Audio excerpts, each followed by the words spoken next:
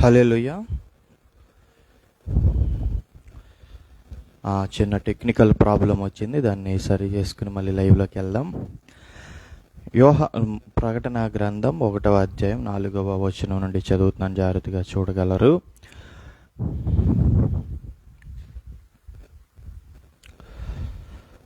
యోహాను ఆసియాలో ఉన్న 7 సంఘములకు శుభమని చెప్పి వ్రాయినది.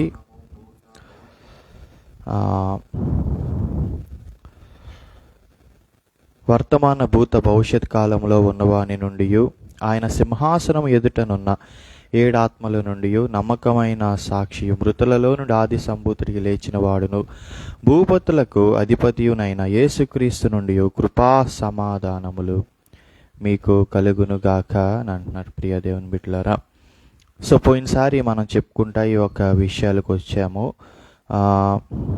ఏంటనంటే యోహాను ఆసియాలోని 7 సంఘములకు అడ్రస్ చేస్తా రాసాడు. కానీ 1వ అధ్యాయం, హల్లెలూయా హల్లెలూయా, కానీ ఒకటవ అధ్యాయం కానీ మనం కనుక 1వ అధ్యాయము స్టార్టింగ్ నుండి కనుక చదువుకుంటూ వస్తే, హల్లెలూయా హల్లెలూయా, ఈ 1వ అధ్యాయము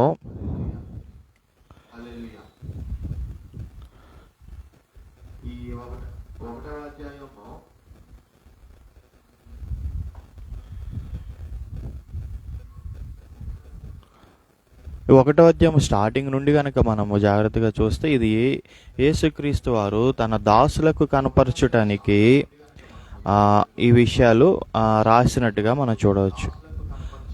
సో 1వ అధ్యాయము స్టార్టింగ్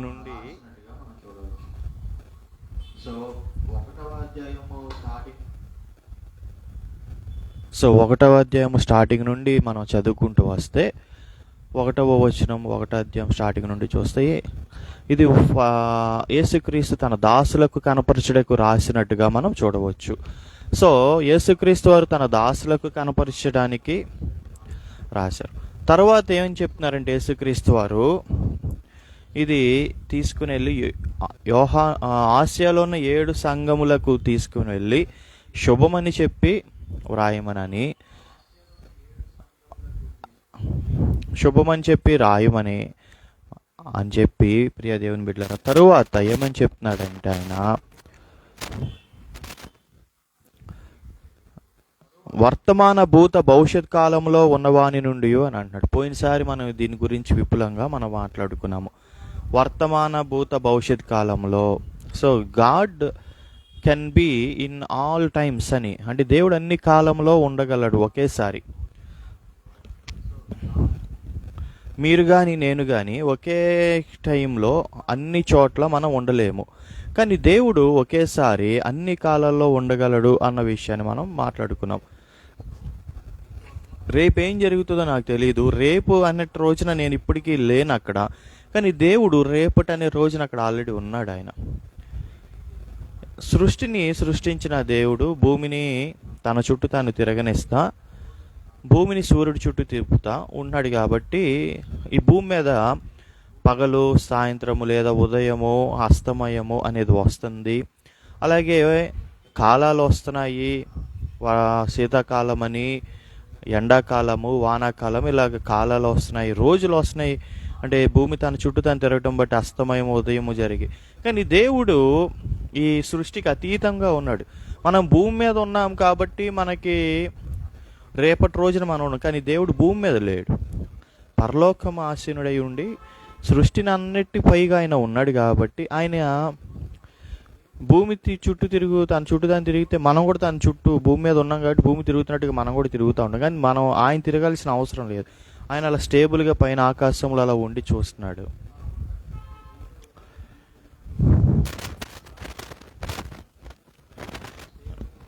సో ఆయన అట్లాగా ఉండి ఏం చేస్తున్నాడు, ప్రియ దేవుని బిడ్డలారా, మనల్ని ఉండి అన్ని కాలాల్లో కూడా ఉండగలుగుతున్నాడు. కాబట్టి మనం ఒక విషయంలో దేవుడికి వర్తమాన కాలంలో ఉండగలడు, కాబట్టి గతించిపోయిన కాలంలో ఉండగలడు, భవిష్యత్ కాలంలో కూడా ఉండగలడు. కాబట్టి ఒక విషయంలో దేవుని మనము చాలా గట్టిగా నమ్మవచ్చు. ఏంటి అని చెప్పాను నేను. ఏ విషయంలో నమ్మవచ్చు అని అంటే, దేవుడు గనక ఏదన్నా ఒక వాగ్దానము చేస్తే దేవుడికి భవిష్యత్తు ఏంటో తెలుసు కాబట్టి, భవిష్యత్తు తెలిసి కూడా, అంటే భవిష్యత్తు తెలుసు అంటే భవిష్యత్ కాలంలో కూడా ఆల్రెడీ ఉంటున్నాడు కాబట్టి ఆయన వాగ్దానం చేస్తే అది మనం నమ్మవచ్చు. ఉదాహరణకి నేను మీకు ఈ విషయాన్ని కరెక్ట్గా అర్థమయ్యేలాగా ఎక్స్ప్లెయిన్ చేయాలి అని అంటే, ప్రియ దేవుని బిడ్డలారా,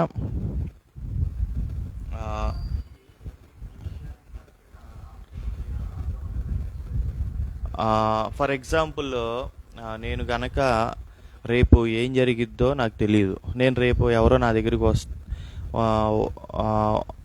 ఈరోజు ఎవరో వచ్చారు, నేను పేమెంట్ రేపు చేస్తానండి మీకు కట్టాల్సింది అని అంటున్నాను. ఈలోపు రాత్రికి ఏదన్నా పరిస్థితి తారుమారై నేను కట్టలేక పరిస్థితి నాకు ఎదురయ్యింది. నేను రేపు అతను వచ్చినప్పుడు కట్టలేకపోయా. కానీ వాగ్దానం చేసినప్పుడు ఏమన్నాను, రేపు రండి కడతాను అని అన్నాను. సో పరిస్థితి ఏమైంది, కట్టగలను అనుకున్నది కట్టలేనట్టుగా అయిపోయింది. ఎందుకు, నాకు మధ్యలో ఈ రకరకాల పరిస్థితులు ఎలాంటివి వస్తాయని నేను ఊహించలేదు కాబట్టి. కానీ దేవుడికి అన్నీ తెలిసే వాగ్దానం చేస్తాడు. అంటే ఎట్లాగానంటే, భవిష్యత్ కాలంలో ఆయన ఆల్రెడీ అక్కడ ఉంటున్నాడు, వర్తమానంలో ఉంటున్నాడు. ఇక్కడి నుంచి భవిష్యత్తులో దాకా ఏం జరిగిందో ఆయనకు తెలుసు కాబట్టి, మధ్యలో ఎలాంటి పరిస్థితులు వస్తాయో ఆయనకు తెలుసు. ఏం జరిగిద్దో కూడా ఆయనకు తెలిసే వాగ్దానం చేస్తున్నాడు. గో నీకు పలానాది నేను ఇస్తున్నాను అని దేవుడు అంటే అది నమ్మదగినది. ఎందుకంటే ఆయనకి అది అన్ని పరిస్థితుల మీద అవగాహన కలిగి ఉండి ఆయన ఏం చేస్తున్నాడు, వాగ్దానము చేస్తున్నాడు.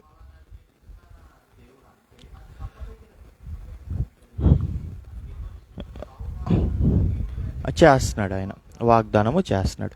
సో వాగ్దానం ఆయన అన్ని పరిస్థితుల మీద భవిష్యత్తులో ఉండగలిగి కూడా ఆయన చేస్తున్నాడు కాబట్టి అది ఏదైనా ఆయన వాగ్దానము ఒకవేళ చేస్తే అది నమ్మదగినది.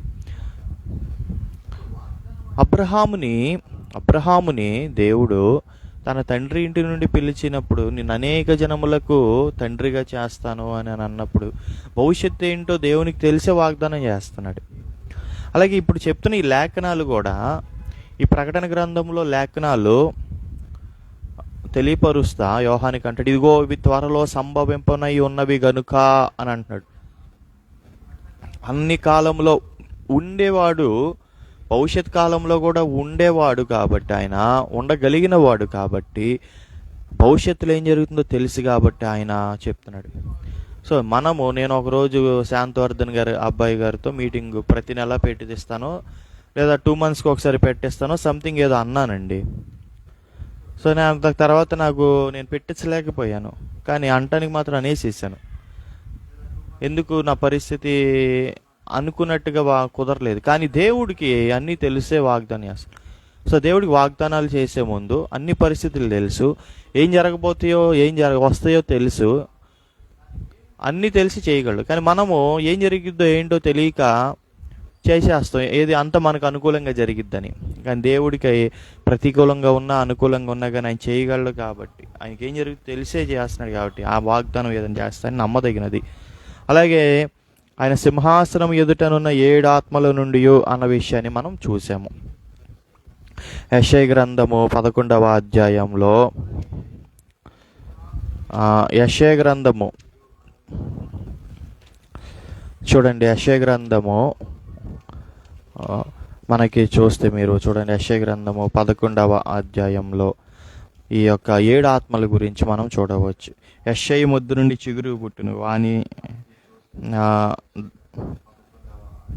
వేరుల నుండి అంకురం ఎదిగి ఫలించును. 2వ వచనం, యెహోవా ఆత్మ జ్ఞాన వివేకములకు ఆధారముగా ఆత్మ, ఆలోచన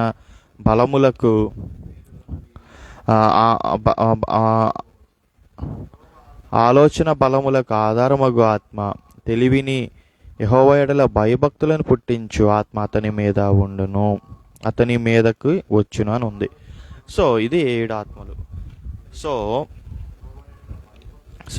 7 ఆత్మల మరి చూడండి ప్రియ దేవుని బిడ్డలారా, 7 ఆత్మలు కలిగిన వాని నుండి అని అంటున్నాడు. ప్రియ దేవుని బిడ్డలారా, 7 ఆత్మల నుండి ఎక్కడ, ఆయన సింహాసనం ఎదుటనున్న సో ఇది యేసుక్రీస్తు వారికి కలిగిన 7 ఆత్మలు. యెషయా 11:2లో చదివాము. ఆ యెషయా 11 అధ్యాయం 2వ వచనం 1వ వచనం చెప్పబడుతున్నది యేసుక్రీస్తు వారి గురించి. ఆ ఆత్మల గురించి మనకు అక్కడ వివరిస్తున్నారు. అదే ఇక్కడ ప్రకటన గ్రంథంలో రాసి ఉంది. 7 ఆత్మలు అంటే ఏంటంటే యెషయా 11:2లో చదివితే ఆ 7 ఆత్మలు ఏంటో తెలుస్తాయి మనకి. తర్వాత నమ్మకమైన సాక్షియు.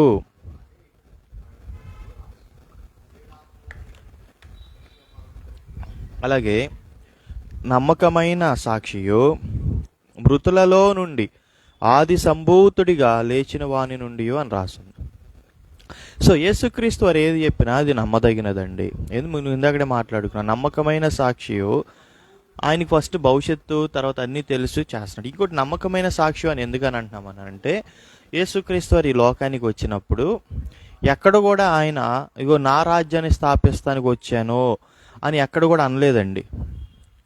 ఎక్కడ కూడా ఆయన నేను నా రాజ్యాన్ని స్థాపిస్తాకు వచ్చాను, నేను నాది స్థాపిస్తాకు వచ్చాను, లేదా నా చిత్తం చేయడానికి వస్తున్నాను, నా ఇచ్ఛను జరిగించడానికి వస్తున్నానని ఎక్కడ అనలేదండి. ఆయన ప్రతిసారి అంటున్న మాట, నా తండ్రి చిత్తం చేయడానికి వచ్చాను, నన్ను పంపిన వాణిని మీరు నమ్మండి, నన్ను కాదు నన్ను పంపిన తండ్రిని నమ్మండి అని అంటున్నాడు.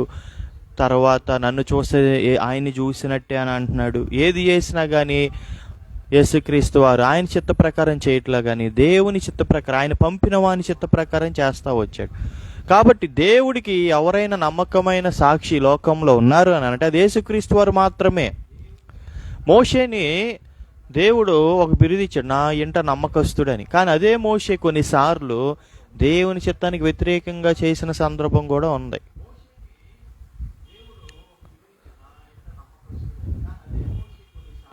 ప్రియ దేవుని బిడ్డలారా, కొన్నిసార్లు మానవ మాత్రులుగా ఉంటున్న వాళ్ళు దేవునికి ఎంత నమ్మకంగా సాక్షులుగా ఉంటున్నా కానీ ఎక్కడో కొన్ని చోట్ల దేవుని చిత్తానికి వ్యతిరేకంగా చేసినట్టుగా, మానవ స్వభావానికి వెళ్ళిపోయినట్టుగా చూడవచ్చు.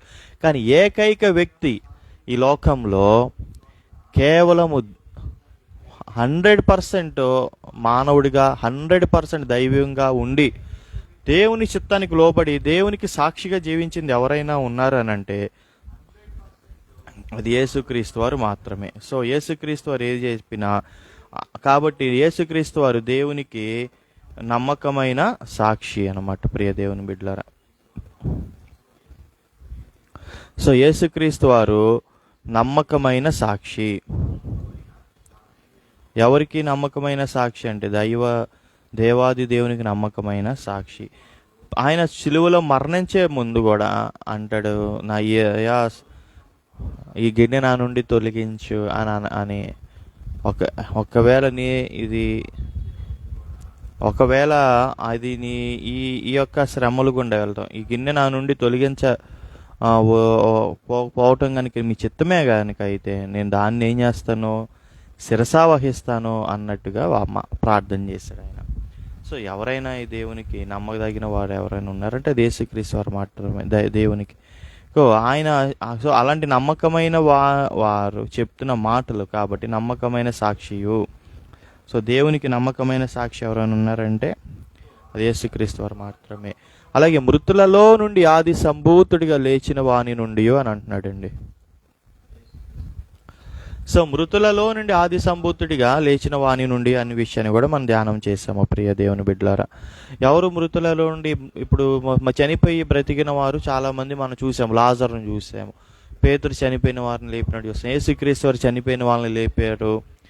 ఇలాగా చనిపోయి తిరిగి బ్రతికిన వాళ్ళని లేకటం చూస్తాం. కానీ వాళ్ళెవ్వరు కూడా సజీవంగా మళ్ళీ ఉండలేదు, వాళ్ళు తిరిగి ఏదో టైంలో చనిపోయారు. కానీ ఏకైక వ్యక్తి మృతి చెంది తిరిగి సజీవంగా లేచినది ఎవరైనా ఉన్నారంటే యేసుక్రీస్తు వారు మాత్రమే. కాబట్టి యేసుక్రీస్తు వారు మాత్రమే మృతులలో ఆది సంభూతుడిగా లేచిన వాడు. మృతి చెంది తిరిగి సజీవంగా పునరుద్ధానుడిగా తిరిగి లేచిన వారు ఎవరైనా ఉన్నారంటే యేసుక్రీస్తు వారు మాత్రమే. కాబట్టి యేసుక్రీస్తు వారు మాత్రమే ప్రియ దేవుని బిడ్డలారా ఏమిటి అని అంటే మృతులలో ఆది సంభూతుడిగా లేచిన వాడు. కాబట్టి ఆయనకి మాత్రమే. సో ఆయన మృతి చెంది తిరిగి లెగిచాడు కాబట్టి ఆయన పునరుద్ధానాన్ని బట్టి మిగతా వాళ్ళు ఎవరైనా కానీ అంత్యదినం ముందు పునరుద్ధానం చెందగలరు, లేకపోతే అప్పుడు దాకా పునరుద్ధానం చెందలేరు.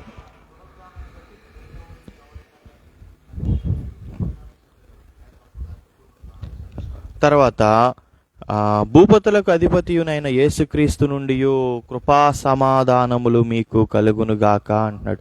మరి ఈ విషయం మనం ఆల్రెడీ చెప్పుకున్నాము. యేసుక్రీస్తు వారి నామం అన్ని నామముల కన్నా పై నామము.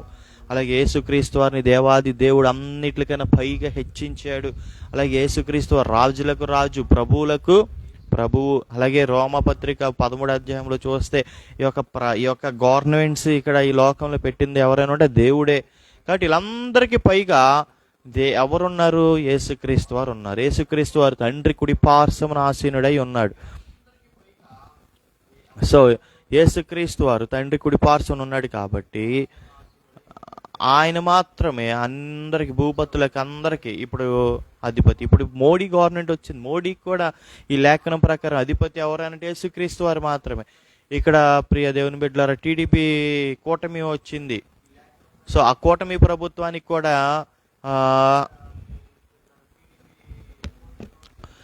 ఈ కూటమి ప్రభుత్వానికి కూడా ప్రియ దేవుని బిడ్డలారా అధిపతి ఎవరు? ఆయనే, యేసుక్రీస్తు వారే. ఈ మాట భూపతులకు అధిపతి అని సుమారు 2000 సంవత్సరాల క్రితం చెప్పాడు. కానీ భూపతులు ఎప్పటి నుంచి వస్తున్నారు? ఆది కాండంలో నుండి మనం చూడొచ్చు. ఏదో ఒక టైంలో ఏదో ఒక రాజ్యానికి ఎవరొకరు రాజులుగా వస్తున్నారు, అధిపతులుగా వస్తున్నారు. సో వాళ్ళందరికీ కూడా యేసుక్రీస్తు వారే ఏంటి? అధిపతి. కాబట్టి మనం ఎవరి గవర్నమెంట్లో బ్రతుకుతున్నా ఆ గవర్నమెంట్కి విధేయులు అవ్వటకు ముందు మనం ఎవరికి విధేయులు అవ్వాలంటే యేసుక్రీస్తు వారికి విధేయులు అవ్వాలి. ఎవరి రాజ్యంలో బ్రతుకుతున్నా ముందు ఆ రాజ్యానికి కన్నా పైన ఉన్న దేవునికి మనం విధేయులు అవ్వాలి. అదే పని దానియేలు చేశాడు, షడ్రకు మేషకు అబేద్నెగోలు చేశారు. సో వాళ్ళు ఎవరికి విధేయులయ్యారు? అలాగే మొర్దెకై ఎవరికి విధేయులయ్యారు? దేవాది దేవునికి విధేయులయ్యారు, అక్కడున్న ప్రభుత్వాలకి, అధినేతల కన్నా ఫస్ట్. సో మనం కూడా మన జీవితంలో అలాంటి ఇది మనలో ఏర్పడాలి ప్రియ దేవుని బిడ్డలారా. అట్లాగే చూడండి 6వ తర్వాత, అలాంటి భూపతులకు అధిపతియునైన యేసుక్రీస్తు నుండి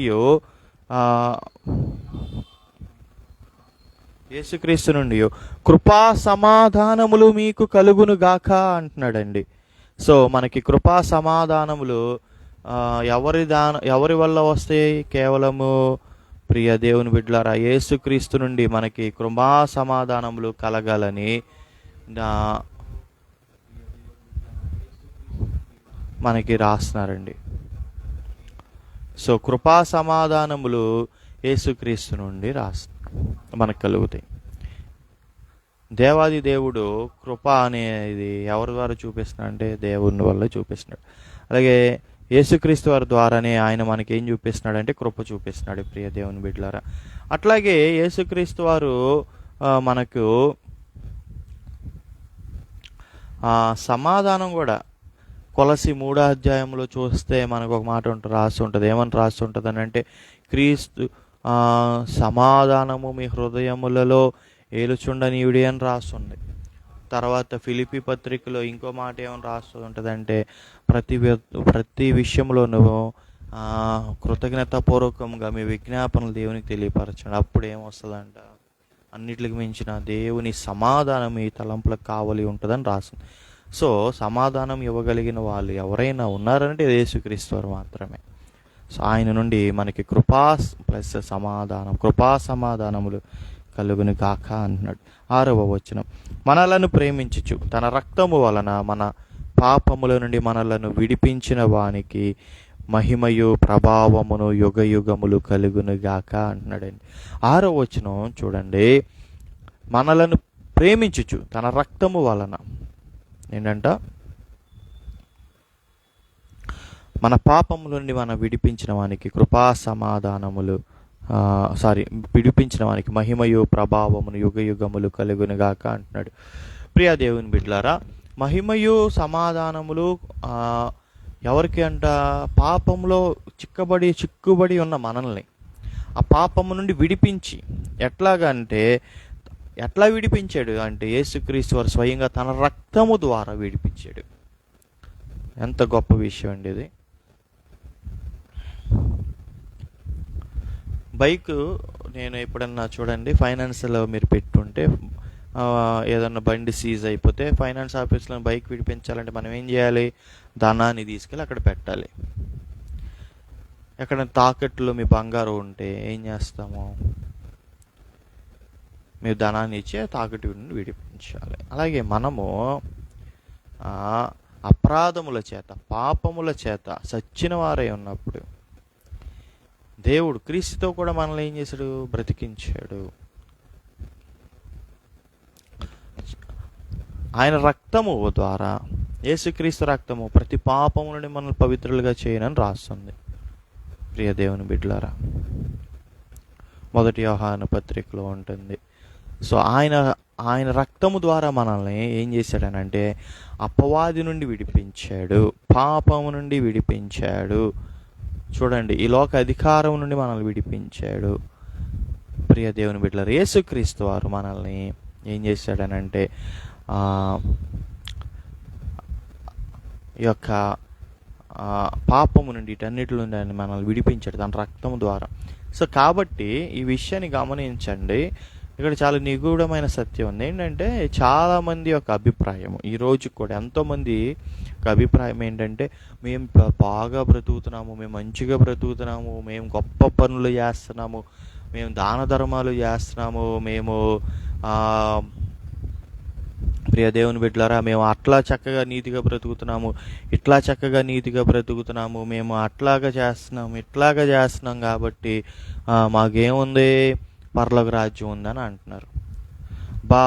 అంత పరిశుద్ధులుగా ఎవరు జీవించట్లేదు కాబట్టి ఏమొస్తుంది, పరలోక రాజ్యం వస్తుంది అని భ్రమలో బ్రతుకుతున్నారు. అంటే వారి క్రియల ద్వారా, వారు చేసే సత్క్రియలు లేదా దాన ధర్మాలు, వారి యొక్క మంచితనం బట్టి వాళ్ళు పరలోక రాజ్యం వెళ్తారని అనుకుంటున్నారు. కానీ లేఖనం అట్లా చెప్పట్లేదండి. లేఖనం తెలియపరుస్తున్నది ఏంటనంటే యేసుక్రీస్తు రక్తము ద్వారా విడిపింపబడటం ద్వారానే మనకేముంది, పాప క్షమాపణ ఉన్నది, అప్పుడే పరలోక రాజ్యం ఉంది. సో నువ్వు ఎన్ని నీతి కార్యాలు చేసినా, ఎన్ని దాన ధర్మాలు చేసినా, ఎంత పరిశుద్ధంగా బ్రతుకుతున్నానన్నా, ఎన్ని సత్క్రియలు చేసినా, ఎంత సదుద్దేశంతో నువ్వు బ్రతుకుతున్నా, ఎంత మంచితనం ప్రదర్శిస్తున్నా, దేవుని దగ్గరికి వస్తే నువ్వు ఆయన రక్తంలో కడగబడకుండా జీవిస్తే గనక నీ పాపముల నుండి నువ్వు విడిపింపబడలేదని అర్థం. నువ్వు ఇంకా పాపంలోనే బ్రతుకుతున్నావు. కాబట్టి నీకేం లేదు ప్రియ దేవుని బిడ్డలారా, కాబట్టి మీకేం లేదు, పరలోక రాజ్యం లేదు. ఇంకా ఎందుకంటే మీరు పాపంలో చిక్కుబడే బ్రతుకుతున్నారు తప్ప పాపము నుండి మీరు విడిపింపబడి బ్రతకట్లేదు.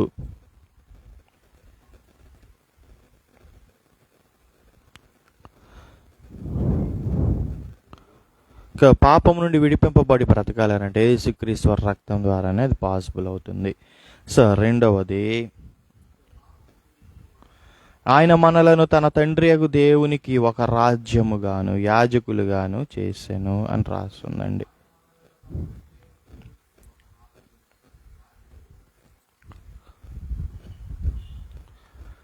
ప్రియ దేవుని బిడ్డలారా, యేసుక్రీస్తు వారు మనల్ని ఎవరికి ఒక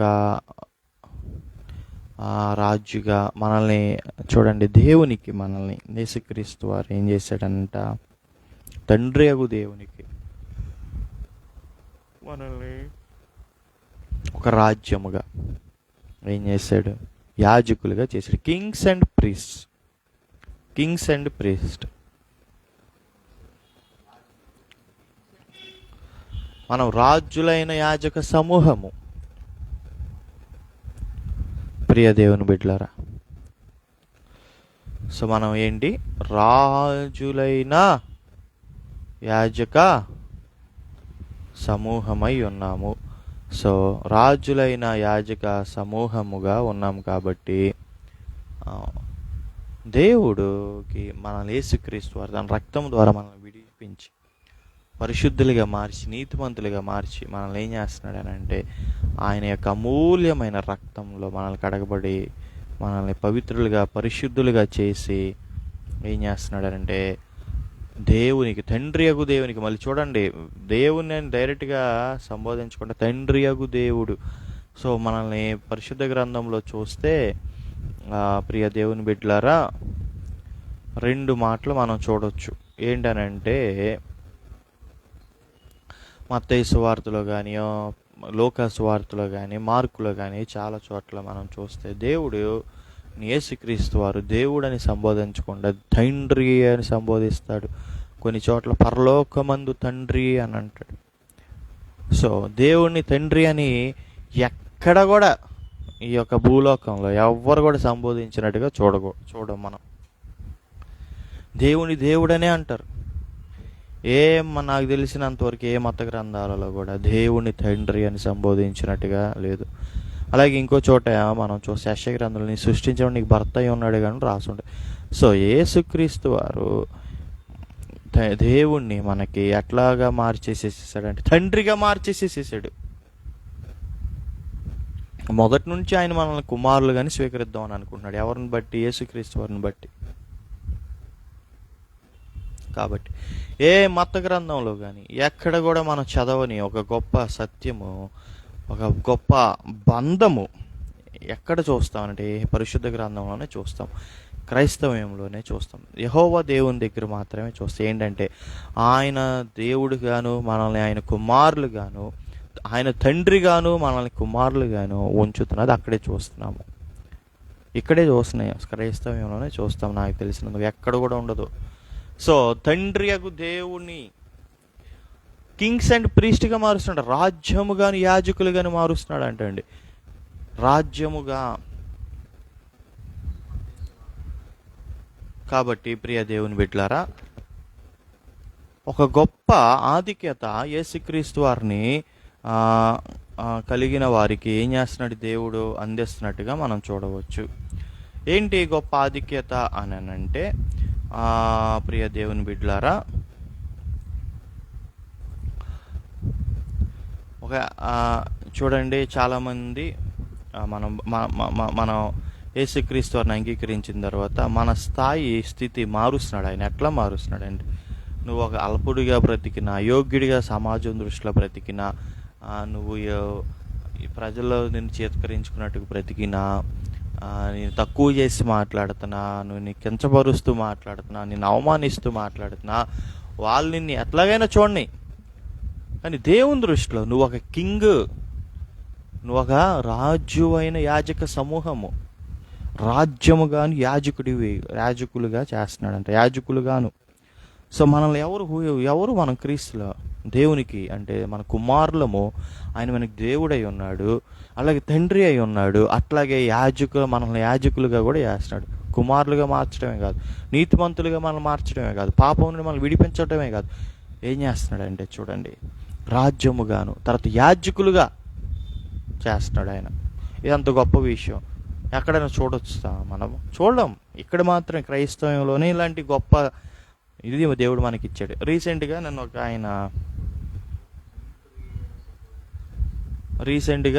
ఆయన ఒక చోటకి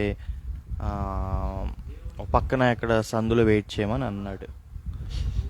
నాకు ఏం వెయిట్ చేస్తాంలే అని నేను వెయిట్ చేయకోకుండా కామ్గా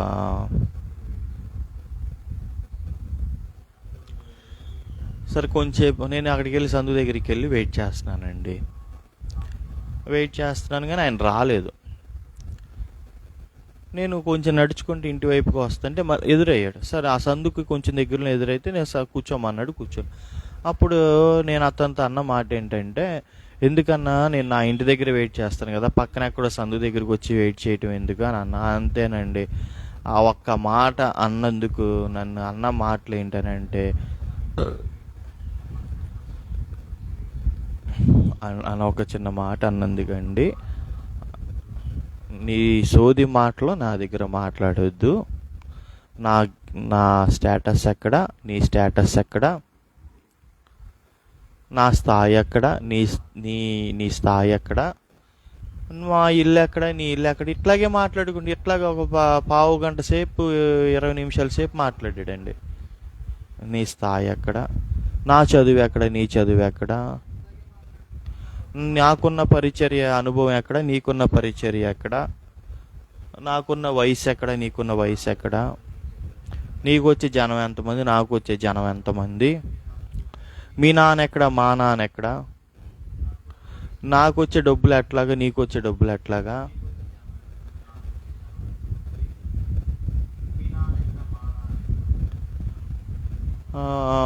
మా తమ్ముడు అట్లా, మా చెల్లి మా మా స్థాయి ఇది, మా చెల్లి అట్లా, మా మా ఇంటి పేరటోళ్ళు ఎట్లా, మేము ఎంత అఫీషియల్, నువ్వే అంత, నీ స్థాయి అంత, నువ్వేంటి నీ ఇంటి దగ్గర నేను వెయిట్ చేయటం ఏంటి, నేను చెప్పిన సందు దగ్గరికి వచ్చి నువ్వు వెయిట్ చేసి నా కోసం నువ్వు అటు ఇటు తిరుగుతా కూర్చోవాలి అని అంటున్నాడు.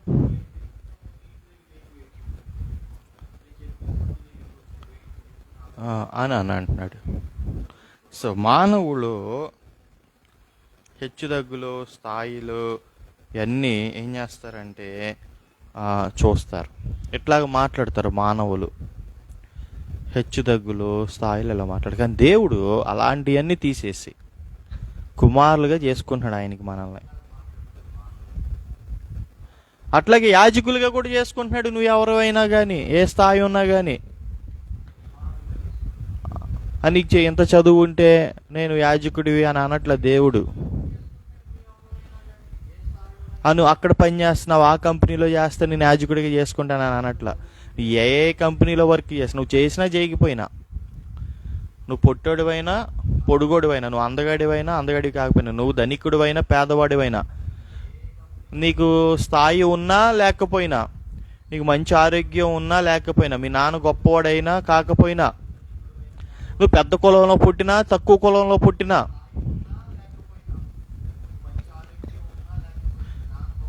నువ్వు ఒక అంటరాని పరిస్థితిలో బ్రతికినా, నువ్వు ఏ ఆర్థిక పరిస్థితిలో మీరు ఎక్కువ ఉన్నా, ధనికుడు పేదవాడివైనా కానీ, మీ యొక్క ఇల్లు చిన్నదైనా పెద్దదైనా, నీ వస్త్రాలు మంచి బ్రాండెడ్ అయినా అవ్వకపోయినా, నీకు చుట్టూ ఉన్న పరిచయాలు సరైనవి అయినా అవ్వకపోయినా కానీ, దేవుడు అవన్నీ నిన్ను పట్టించుకోవట్లేగా, నేను ఒకటే పట్టించుకుంటున్నాడు. ఏంటంటే నువ్వు యేసుక్రీస్తు వారి రక్తములో కడగబడ్డావా లేదా, అంతే. ఒకవేళ కడగబడితే నువ్వు ఆయనకి యాజకుడివే. ఇంత గొప్ప స్థితిని, స్థాయిని దేవుడు మనకి ఇస్తున్నాడండి. నువ్వు ఏ ఉద్యోగం అయినా చేయి, నువ్వు వంటవాడు అవ్వచ్చు, లేదా హెల్త్ కేర్ ప్రొడక్ట్స్ అమ్మేవాడు అవ్వచ్చు, బ్యూటీ కేర్ ప్రొడక్ట్స్ అమ్మేవాడు కావచ్చు, నువ్వు సేవ చేయవచ్చు, నువ్వు గవర్నమెంట్ ఎంప్లాయీ కావచ్చు, నువ్వు బిజినెస్ మ్యాన్ కావచ్చు, నువ్వు టీచర్ కావచ్చు, లేదా సోల్జర్ కావచ్చు, నువ్వు ఏదైనా కావచ్చు. కానీ దేవుని దగ్గరికి రాగానే ప్రియ దేవుని బిడ్డలారా, ఒకవేళ ఆయన రక్తంలో కంటకబడితే, నువ్వు మాత్రము యేసుక్రీస్తు వారి రక్తంలో కడగబడి పాపం నుండి విడిపింపబడితే నువ్వు దేవునికి నువ్వు కుమారుడివి, అట్లాగే దేవునికి నువ్వు యాజకుడివి. ఎంత స్థాయి చక్కటిది ఎక్కడ లేదండి, ఇది యేసుక్రీస్తు వారి దగ్గర మాత్రమే ఉంది ప్రియ దేవుని బిడ్డలారా. 7వ వచనానికి వస్తున్నాను చూడండి. ఇదిగో ఆయన మేఘారుడై వచ్చుచున్నాడు, ప్రతి నేత్రము ఆయనను చూచును, ఆయనను పొడిచిన వారిని చూచెదరు, భూజనులందరూ ఆయనను చూచి రొమ్ము కొట్టుకుందరు.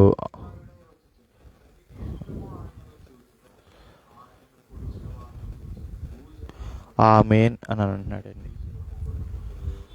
6వ వచనంలో మనం ఇందాక ఆమేన్ అని చదివాము చూడండి. ఆమేన్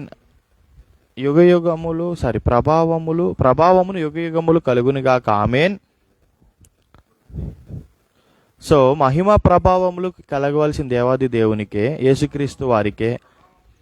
ఎందుకంటే ఆయన మనల్ని పాపము నుంచి, శాపము నుంచి, అపవాది నుంచి, నరక శిక్ష నుంచి విడిపించి మనకు పరలోక రాజ్యం నుంచి దేవునికి సమీపస్తులుగా చేసి దేవుని యొక్క అధికారంలోకి మనల్ని ఉంచాడు. కాబట్టి మనం ఏదైనా ఉంటే దేవునికే మనము ఇది కలిగిన వారం అన్నమాట.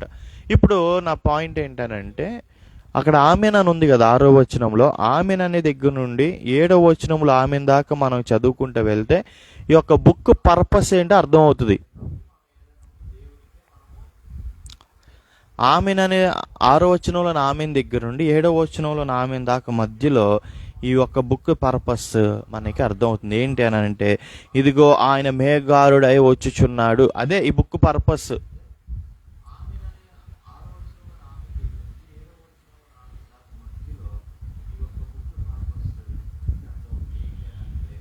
చూడండి. తర్వాత ప్రతి నేత్రం ఆయనను చూచున, ఇది బుక్ పర్పస్. ఆయన పొడిచిన వారిని చూచెదరు, భూజనులను అందరూ ఆయనను చూచి రొమ్ము కొట్టుకుందరు. అవును, ఆమేన్ అని అంటున్నాడండి. కాబట్టి ఈ బుక్ పర్పస్ ఏంటి అని ఆలోచన చేస్తే, యేసుక్రీస్తు వారు త్వరలో రానై ఉన్నాడు అన్న విషయాన్ని చెప్పి మనల్ని ఈ యొక్క విధిలోకి, ఈ యొక్క ఆయన రాకడ సమీపిస్తున్న కొలది ఈ భూలోకంలో జరుగుతున్న ఆ విషయాలు ఏంటో తెలుసుకుని, ఈ యొక్క భూలోకంలో జరుగుతున్న విషయాలు ఏంటో తెలుసుకుని వాటికి తగ్గట్టుగా మనం ఏంటో తెలుసుకుని దేవుని రాకడికి మనము జాగ్రత్త పడి ఉండాలని ఈ యొక్క బుక్ పర్పస్ అండి. బుక్ పర్పస్ ఏంటంటే, దేవుడు ఎవరో తెలియని వారికి ఏ ఏ సంఘటనలు జరగబోతున్నాయో తెలియపరిచి, ఇదిగో ఆయన రాకడికి నువ్వు సమీపంగా రా అని చెప్పడానికి కాదు. ఇది ఆ రాకడికి సిద్ధపడని చెప్పడానికి కాదు. ఎవరికి? రక్షింపబడని వారికి. బుక్ పర్పసే రక్షించబడిన వారికి. ముందే చూడొచ్చు అది బుక్ ఎవరికి రాయబడి ఉంది అని అంటే, యేసుక్రీస్తు తన దాసులకు కనపరచుటకు. సో ఈ బుక్ పర్పస్ రక్షించబడిన వారు ఆయన రాకడికి సిద్ధపడాలని. సో మీరు కనుక రక్షించబడితే ఇదే ఆయన రాకడికి సిద్ధపడండి. ఏంటి అని అంటే, ఇదిగో ఆయన మేఘము మీద వచ్చేవాడే అన్నాడు. సో 7వ వచనంలో చూస్తే, ఇదిగో ఆయన మేఘారుడై వచ్చిచున్నాడు. యేసుక్రీస్తు వారి యొక్క వాహనము ఏమై ఉంది? మేఘమై ఉంది. పలానా నేను ఒక చోట ఒక ఆయన దగ్గరికి ప్రార్థన చేయడానికి నేను వెళ్తే, ఆయన హీఈస్ ట్రావెలింగ్ ఇన్ BMW. ఆయన BMW కార్లో ప్రయాణం చేస్తున్నాడు. మా సిస్టర్ గారు యాక్టివా మీద ప్రయాణం చేస్తున్నారు. మా సిస్టర్ గారు, నేను CBZ బైక్ మీద ప్రయాణం చేస్తున్నాను. నా ఇంటి పక్కన ఆయన ఇంకో యాక్టివా మీద ప్రయాణం చేస్తున్నాడు. ఇంకొకరు ఆటో మీద వెళ్తారు, ఇంకొకరు సైకిల్ మీద, ఇంకొకరు ఏదో ఓడ మీద, షిప్ మీద, కొంతమంది విమానం మీద, ట్రైన్ మీద, ఇట్లా రకరకాల వాహనాలు ఉన్నాయి. కానీ యేసుక్రీస్తు వారికి ఉన్న వాహనం ఏంటో తెలుసండి? మేఘము. చాలా వింతగా ఉంటుంది. మానవులు, సైంటిస్టులు, ఈ యొక్క అంతరిక్ష పరిశోధకులు చూడండి ఏం అంటే శాటిలైట్స్ తయారు చేస్తున్నారు. శాటిలైట్స్ తయారు చేసి రాకెట్లో ఆ శాటిలైట్స్ పెట్టి, సో ఏం చేస్తున్నారు, ఈ గ్రహం నుండి ఆ గ్రహానికి ప్రయాణం చేయిస్తున్నారు. ఈ మధ్య సునీత విలియమ్స్ అని ఒక వ్యామగామి చూడండి, ఆస్ట్రోనాట్ ఎక్కడుంది ఇప్పుడు ప్రెజెంట్? పైన ఉంది. ఎట్లా వెళ్ళింది? త్రూ రాకెట్ వెళ్ళింది, శాటిలైట్. సో మా వాహనాలు ఏంటి, ఇక్కడ నుంచి వేరే ప్లానెట్కి వెళ్ళడానికి, వేరే ఒక ప్రియ దేవుని బిడ్డలారా, వేరే ఒక గ్రహానికి వెళ్ళడానికంటే శాటిలైట్స్, సంథింగ్ రాకెట్స్ మనం ఎట్లాంటివి వాడదాం. కానీ యేసుక్రీస్తు వారికి పరలోకంలో దేవుని కుడిపార్శ్వమున ఆసీనుడైన అక్కడ నుండి ఈ భూమి మీదకి రావడానికి అంటే ఎంత డిస్టెన్స్ ఉంటుంది, ఎన్ని గ్రహాలు దాటాలి, ఎన్ని సౌర వ్యవస్థ దాటాలి, ఎన్ని మిల్కీ వేస్ దాటాలి, ఎన్ని పాలపొంతలు దాటాలి, ఏమో మనకు తెలియదు. కానీ ఎన్ని వేల కిలోమీటర్లు, లక్షల కిలోమీటర్ల దూరం ఉందో తెలియదు. కానీ ఆయన అక్కడి నుంచి ఇక్కడికి రావడానికి పెద్ద టెక్నాలజీ ఏం అవసరం లేదు. ఆయనకున్న టెక్నాలజీ ఏంటంటే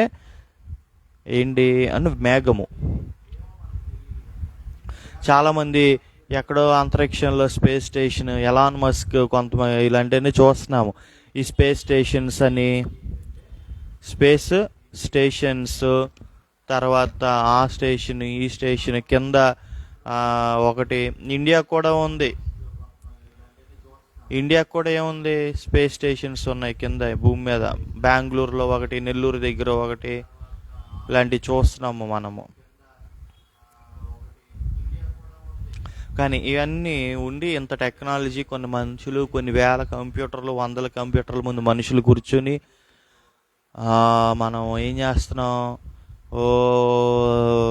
ఆపరేట్ చేసి ఒక శాటిలైట్లను పంపిస్తున్నాం. దేవుని దగ్గర అంతకన్నా పెద్ద టెక్నాలజీ ఉంది అండి. ఆయనకు వాహనం ఉందండి. ఏంటి ఏంటి అని అంటే మా మేఘం అండి. సో ఆ మేఘాన్ని ఆయన ఎలా ఆపరేట్ చేస్తాడో తెలియదు మనకి. పోనీ ఒకళ్ళు దేవదూతలని టెక్నాలజీని వాడేదానికి ఆపరేటర్ సిస్టమ్ దాకా వాళ్ళని వాడుకుంటాడో కూడా తెలియదు. మేఘం చాలా ఆయనకి, నాకు తెలిసి. కాబట్టి మేఘము ఆయనకి పెట్టుకుని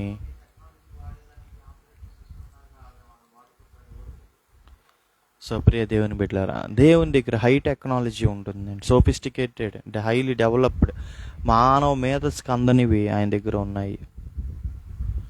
సో ఇంత టెక్నాలజీ, ఇంత ఇది ఆయన దగ్గర పెట్టుకుని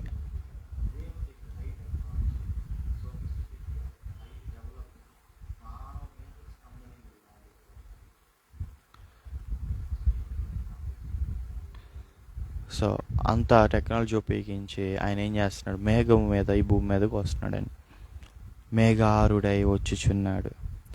ఆయన వచ్చినప్పుడు ప్రతి నేత్రం ఆయన చూస్తుంది అంటే ప్రియ దేవుని బిడ్డలారా. చాలా గొప్ప విషయం అండి ఇది. యేసుక్రీస్తు వారిని సుమారు 2000 సంవత్సరాల క్రితం 3.5 సంవత్సరాలు పరిచర్య చేస్తున్నప్పుడు చూశారు. ఆయన చంపినప్పుడు చూశారు.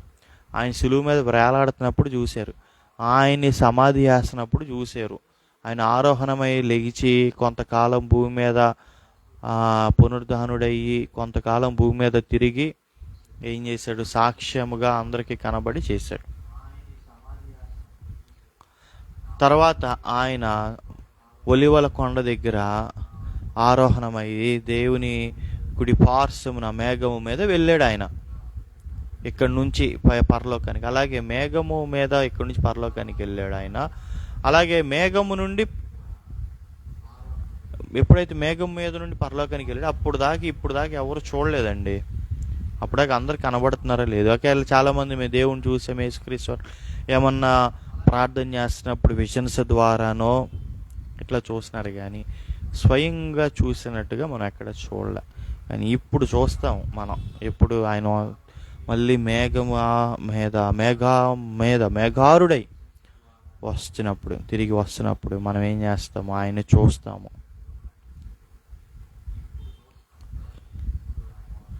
మీ నేత్రం చూస్తుంది, నా నేత్రం చూస్తుంది ఆయన. అంత గొప్ప విషయం అది. మనం ఎవరి కోసం అయితే నిరీక్షిస్తున్నామో, ఎవరి రక్తంలో అయితే మనం కడగబడ్డామో, ఎవరైతే మనల్ని పాపం నుండి విడిపించారో, ఎవరైతే మనకి విమోచన క్రయధనం చెల్లించారో, ఎవరైతే మనల్ని నరకాన్ని నుంచి విడిపించారో, ఎవరైతే మనల్ని అపవాది నుండి విడిపిస్తున్నారో, ఎవరైతే మనల్ని ప్రియ దేవుని బిడ్డలారా నిత్య నరకానికి వెళ్ళకోకుండా నిత్య పరలోక రాజ్యానికి రావడానికి ఎవరైతే మనకి సహాయం చేశారో, ఎవరైతే మనం సృష్టించారో స్వయంగా ఆయన్ని మనం డైరెక్ట్గా మన నేత్రములతో చూస్తున్నాము. సో ఇది ఎంత గొప్ప విషయం. భూజనులు అందరూ ఆయనను చూచి రొమ్ము కొట్టుకుందరు. అవును, ఆమేన్ అని అంటున్నాడు. చూడండి, ఒకవేళ రక్షించబడిన వాళ్ళకి ఎంత ఆనందం అయితే రక్షించబడని వాళ్ళు అమ్మో రొమ్ము కొట్టుకుంటారు. అయ్యో అని ఏం చేస్తారు, రొమ్ము కొట్టుకుంటారు. అంటే ఎట్లెట్లా కొట్టుకుంటారు, అంతేనా? అంతే. అమ్మో ఏంటి అని, ఏంటి ఈ పరిస్థితి అని.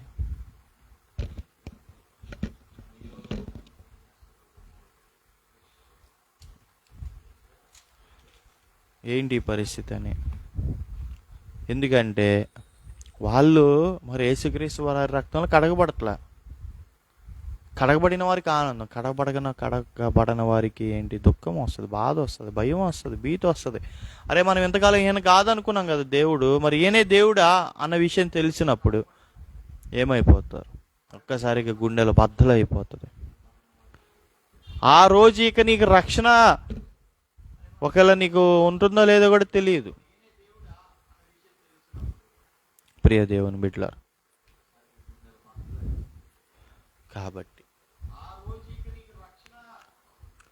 కాబట్టి సమయం ఉండగానే మనం ఏం చేయాలి, ఇప్పుడే మనం ఇదే మిక్కిలి అనుకూలమైన సమయం, ఇదే నేడే రక్షణ దినం. ఈరోజు యేసుక్రీస్తు వారిని అంగీకరిస్తే, ఆయన వచ్చినప్పుడు మనం ఎంతో ఆనందంతో ఆయన ఎదుర్కొంటాము.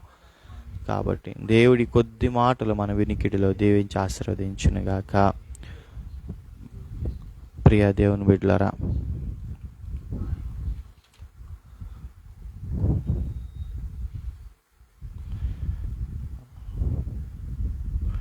కాబట్టి ప్రియ దేవుని బిడ్డలారా, మనం యేసుక్రీస్తు వారిని ఏం చేయాలి అని అంటే సొంత రక్షకుడిగా మనం అంగీకరించాలి.